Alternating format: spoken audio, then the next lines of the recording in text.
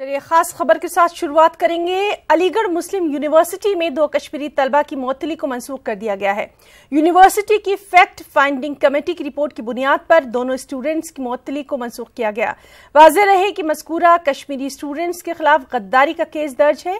इन तलबा पर मन्नान वानी की गायबाना नमाज जनाजा पढ़ने की कोशिश का इल्जाम है। इससे पहले AMU में कश्मीरी तलबा ने खामोश एहतजाज भी किया था। कश्मीरी तलबा ने हाथों में बैनर लेकर पुरअमन एहतजाज किया था। बैनर्स पोस्टर्स पर तलबा ने तहरीर किया था, कश्मीरी होना जुर्म नहीं। देखिए, जो उस पूरे मामले की यूनिवर्सिटी ने गहनता से जांच की और एक फैक्ट फाइंडिंग कमेटी बनाई गई थी जिसमें कहा गया था कि 72 घंटे के अंदर अपनी रिपोर्ट दे। तो उस कमेटी ने अपनी रिपोर्ट सबमिट की। फैक्ट फाइंडिंग कमेटी ने रिकमेंड किया कि जो लड़कों का कंडक्ट है ये सस्पेंशन के लिए ये सस्पेंशन की कार्रवाई न की जाए, बल्कि सस्पेंशन को जो है रिवोक करने का ऑर्डर कर दिया गया। इसे रिकमेंड किया कि सस्पेंशन जो है वो वापस ले लिया जाए। और अब बात करेंगे 17 अक्टूबर यानी सर सैयद डे की। मेरा चमन है मेरा चमन, मैं अपने चमन का बुलबुल हूँ। जी हाँ नाज़रीन, अलीगढ़ मुस्लिम यूनिवर्सिटी के ज़ेर एहतमाम यूनिवर्सिटी के कैनेडी ऑडिटोरियम में एलुमनाई मीट का इनेकाद किया गया। इस प्रोग्राम में मुल्क और बैरून मुल्क से अपनाए क़दीम ने शिरकत की और सर सैयद के तालीमी इफ़कार को आम करने पर जोर दिया। एक खास रिपोर्ट।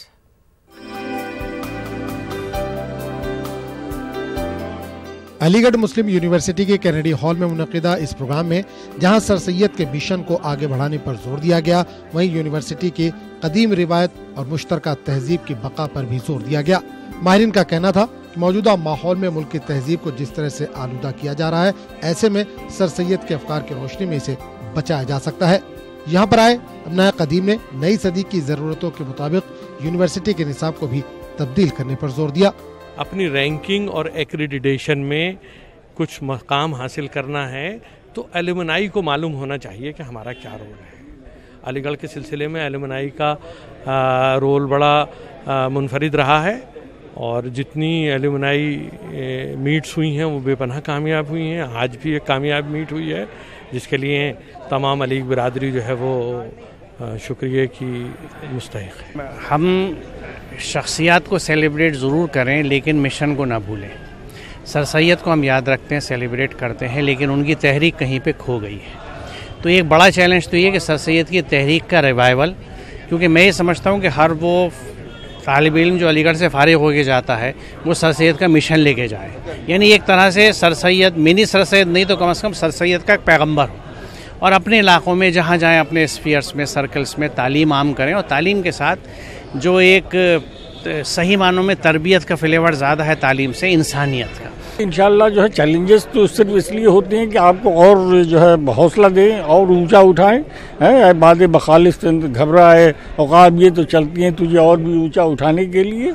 तो ये चैलेंजेस तो रहेंगे और जो भी मुश्किलात और दिक्कतें हैं उन सबको किस तरह से हम लोग जो पार कर आगे जो है बढ़ें, इसकी कोशिश और काविश होनी चाहिए। मैं समझता हूँ कि यही जो है पैगाम है इसका। अलीगढ़ मुस्लिम यूनिवर्सिटी के तलबा और अपनाए कदीम के लिए आज का दिन बहुत अहम था। एक जानिब सर सैयद के मिशन और उनके अफकार को जानने का मौका मिला, दूसरी जानिब नए तलबा को अपने सीनियर तलबा से उनके तजुर्बात साझा करने का मौका मिला। प्रोग्राम में उत्तर प्रदेश के साबिक DGP रिजवान अहमद ने बतौर मेहमान खुसूसी शिरकत की। न्यूज़ 18 उर्दू के लिए अलीगढ़ से महताब आलम की रिपोर्ट।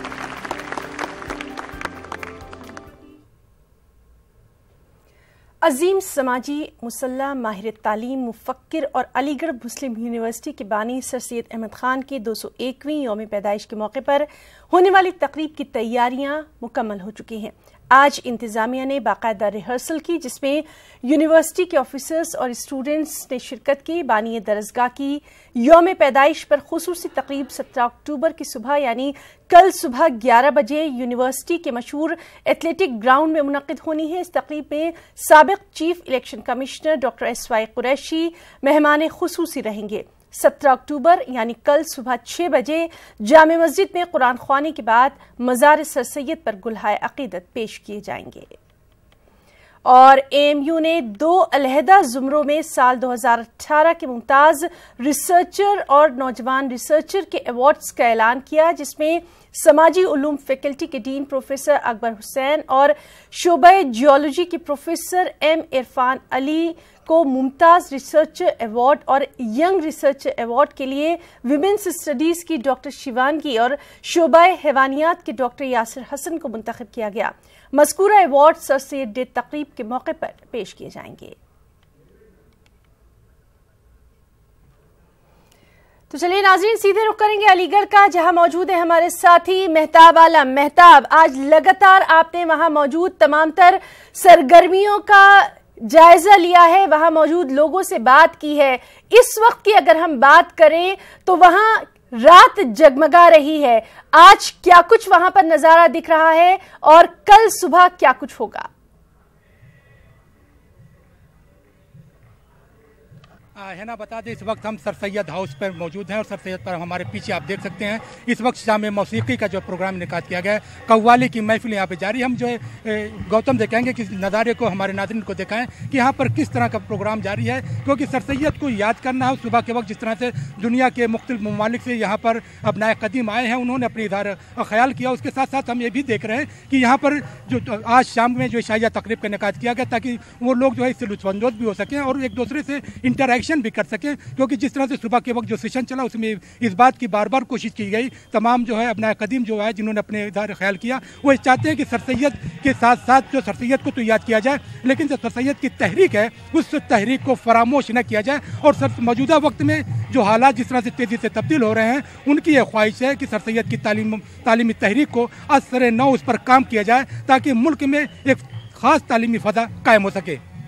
मेहताब, आपसे ये भी जानना चाहेंगे, इस बार की जो सर सैयद की ये जो तकरीब बनाई जा रही है, काफी कुछ बहुत चीजों के साए में मनाई जा रही है। कहीं ना कहीं एएमयू जो है वो सुर्खियों में रहा है, तो इन तमाम चीजों का असर वहां पर दिखाई दे रहा है। खासतौर से हम जो वहां लोग आए हैं उनके तासुरात जानना चाहेंगे।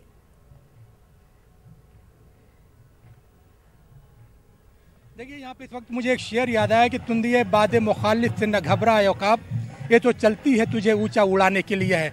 अलीगढ़ की अगर हम बात करते हैं, सर सैयद तहरीक की बात करते हैं, तो ये 1857 के इनकलाब के बाद ही ये तहरीक वजूद में आई, जब हिंदुस्तान का शिरादा पूरा बिखर चुका था, हिंदुस्तानियों का शिरादा बिखर चुका था।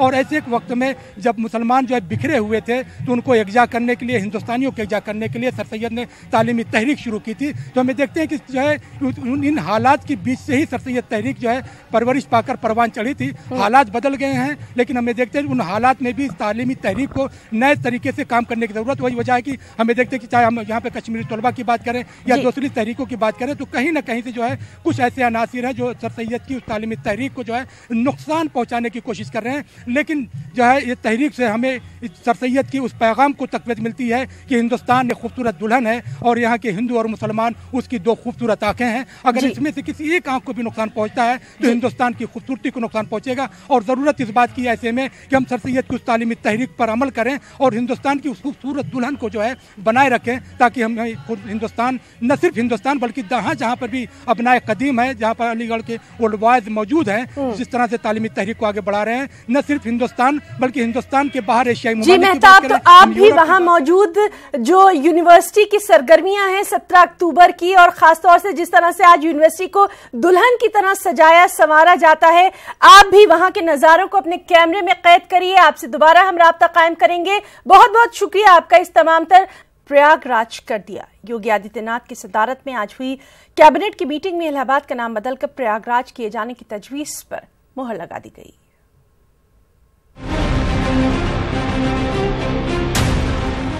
यूपी के वज़ीर-ए-आला योगी आदित्यनाथ ने गुज़िश्ता हफ्ते संतों के मुतालबे पर इलाहाबाद का नाम प्रयागराज किए जाने का ऐलान किया था और इस नाम पर मंगल को काबीना ने मोहर लगा दी। बरसों पुरानी संतों की मांग रंग लाई और हुकूमत ने इलाहाबाद का नाम बदलकर बिलाखिर प्रयागराज कर दिया। हुकूमत के इस फैसले से साधु संत बेहद खुश हैं।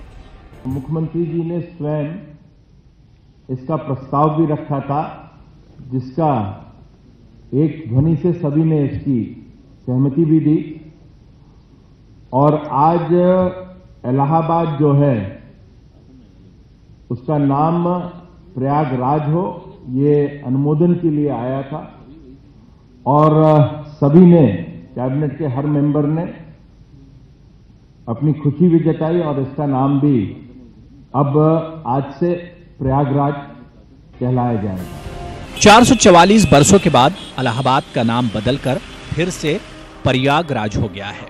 दरअसल पुराणों में इसका नाम प्रयागराज ही है। मुगल बादशाह अकबर के दौरे हुकूमत में इसका नाम इलाहाबाद कर दिया गया था। प्रयागराज तो हमारे पुराणों में और कथाओं में सदैव से रहा है। ये सारे तीर्थों का राजा कहा जाता है प्रयागराज, उस नाते इसका अपने आप में सारी चीज़ें स्वयं से रही। आज सरकार ने इस बात को सोचा कि हाँ इलाहाबाद को प्रयागराज कर दें, उसकी बहुत बहुत उसको बधाई भी इस बात का है। अच्छा फैसला है हमारे मुख्यमंत्री जी का, क्योंकि ये प्रयाग में हम लोग रहते हैं, प्रयाग से हमारी लोग की रोजी रोटी चल रही है और प्रयाग नाम हो जाना बहुत अच्छी बात है, गर्व की बात है। नए नाम से मुतालिक कार्रवाइयों को जल्द ही मुकम्मल कर लिया जाएगा। काबिले गौर है कि हाल ही में इलाहाबाद में होने वाली कुंभ मार्गदर्शक मंडल की मीटिंग में भी ये मसला उठा था। इलाहाबाद का नाम प्रयागराज के जाने का मुतालबा अरसे से किया जा रहा था। Bureau report, news 18 Urdu. और वहीं मुगल सराय के बाद योगी हुकूमत ने इलाहाबाद का नाम भी तब्दील कर दिया और इस सब के बीच यूनाइटेड मुस्लिम फ्रंट ने तब्दीली नाम पर एतराज जताया। फ्रंट के सदर शाहिद अली ने इस सिलसिले में PIL डालने का ऐलान कर दिया है। शाहिद अली ने न्यूज़ 18 उर्दू से बातचीत में कहा कि 24 सितंबर 1975 की गाइडलाइन को फॉलो नहीं किया गया। इस गाइडलाइन में साफ है कि किसी भी तारीखी नाम को तब्दील नहीं किया जा सकता। कानून बहुत साफ है। गवर्नमेंट ऑफ इंडिया की, भारत सरकार की गाइडलाइंस हैं 27 सितंबर 1975 की, जो कि नोटिफिकेशंस हैं, गजट नोटिफिकेशन है बाकायदा, जिसमें यह लिखा हुआ है कि हिस्ट्री का जो भी नाम है वो चेंज नहीं हो सकता। Historical name can not be changed और अल्टर्ड। जब एक चीज़ है, गवर्नमेंट ऑफ इंडिया गाइडलाइंस हैं, वो गाइडलाइंस एडहेयर होनी चाहिए, उन गाइडलाइंस का पालन होना चाहिए। गाइडलाइंस को वायलेट कोई नहीं कर सकता है।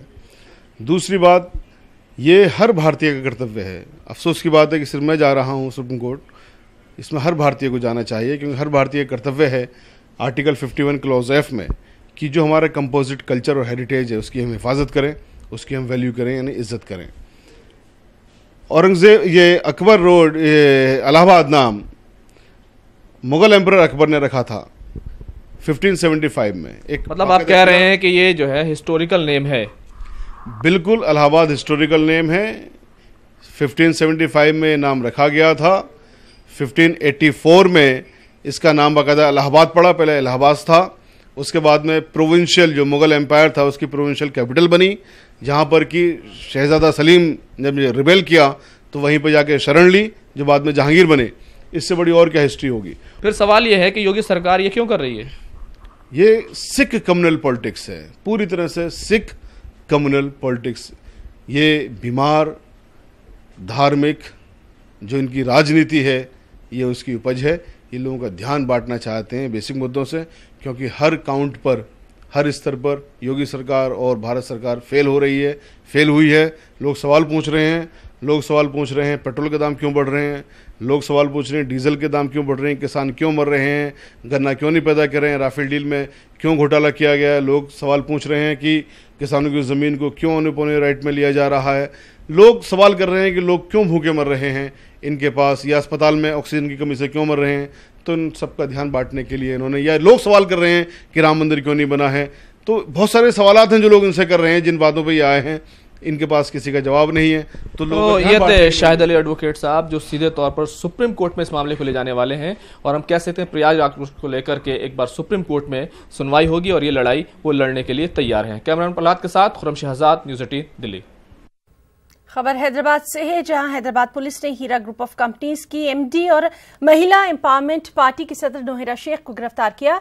Hyderabad city police commissioner Anjani Kumar ने प्रेस कॉन्फ्रेंस के दौरान यह ऐलान किया। उन्होंने कहा कि नोहेरा शेख को दिल्ली से गिरफ्तार किया गया। कमिश्नर के मुताबिक नोहेरा शेख पर मुख्तलिफ स्कीमात के नाम पर लोगों को धोखा देने का इल्जाम है।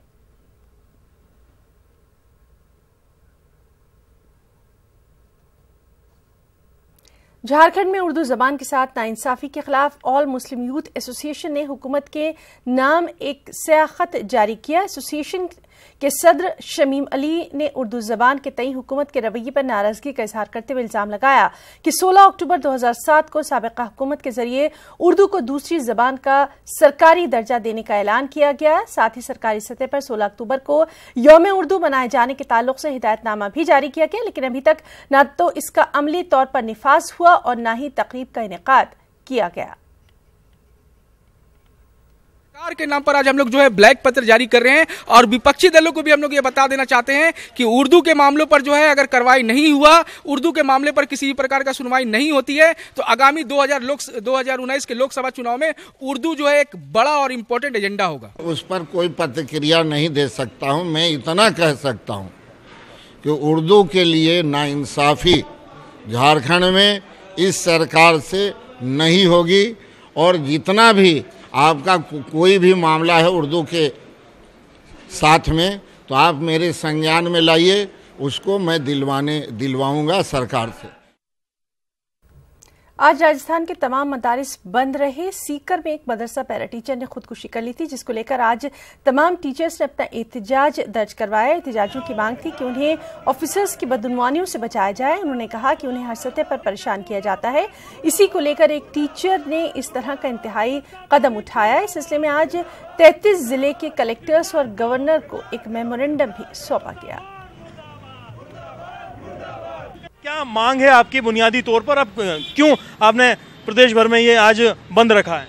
देखिए, हमारी सटीक मांग है कि जब आत्महत्या हुई है और वो आत्महत्या FIR के अंदर ये नामजद है कि भाई साजिद की जो आत्महत्या है वो बिल्कुल से गलत है और उसके वालिद ने अलर्ट किया है कि जिला अल्पसंख्यक कल्याण अधिकारी ओम प्रकाश दाइमा जो शिकर का है उसने उस साजिद को भ्रष्टाचार के लिए मजबूर किया था, कमीशन खोरी के लिए किया था, तो इससे आहत होकर के उसने आत्महत्या कर ली है। अब आत्महत्या होने के बाद में जब इतना बड़ा मामला, तो हमारी मुख्य 3 मांग है कि सबसे पहली मांग तो ये है कि उसकी जो हत्या हुई है, FIR दर्ज हुई है, उसके अंदर मुलजिमों को तत्काल गिरफ्तार किया जाए, अनुसंधान उच्च स्तरीय सही हो। साथ में साजिद के जो परिजन है, जो उसके आश्रित बच्चे हैं, उनको भी एक सरकारी बच्चे को नौकरी दी जाए। और तीसरी बड़ी मांग है कि उसके जो कि मदरसा पैरा टीचर्स है उसका सामाजिक कोई भी सुरक्षा नहीं है। हम चाहते हैं कि कंपनसेशन के तौर पर सरकार कम से कम 25 लाख का मुआवजा भी दे। राजस्थान में जिस तरह के हालात हैं, इन हालात के हिसाब से आप देख सकते हैं कि चुनाव बिल्कुल सर पर हैं। लगातार ये अपने सवाल उठाते रहे हैं। भ्रष्टाचार चरम पर है, मदरसों के अंदर कमीशन खोरी की जा रही है। बहुत से मदरसे चलते ही नहीं है, कमीशन बेस पर चलते हैं। ऐसे में एक मदरसा पैरा टीचर एक डिस्ट्रिक्ट माइनॉरिटी वेलफेयर ऑफिसर के दबाव में आकर के जिस तरीके से सुसाइड कमिट करता है, अब पूरे राजस्थान की तालीम को आज बंद रखा गया है और मांग की गई है कि इस तरह के हालात को ख़त्म किया जाए। देखने वाली बात यह होगी कि एक्शन क्या लिया जाता है। कैमरा पर्सन घनश्याम के साथ में अरबाज अहमद, न्यूज़ 18 जयपुर। दुर्गा पूजा के मौके पर रांची में कौमी यकजहती की शानदार मिसाल देखने को मिली। रांची के कांकेनामी इलाके के बानगाड़ी वाक़े पूजा पंडाल के इफ्तिताह के मौके पर मुख्तलिफ मज़ाहिब के लोगों के ने पांव धोकर इज्जत अफजाई की गई। वाज़ेह है कि इस पंडाल के इफ्तिताह के मौके पर तमाम मज़ाहिब के बुजुर्गों के पांव धोने की रिवायत रही है। इसी तरह इज्जत अफजाई पर खुशी का इजहार करते हुए बुजुर्गों ने मजहब और बरादरी से ऊपर उठकर भाईचारे के माहौल में जिंदगी गुजारने की तलकीन की।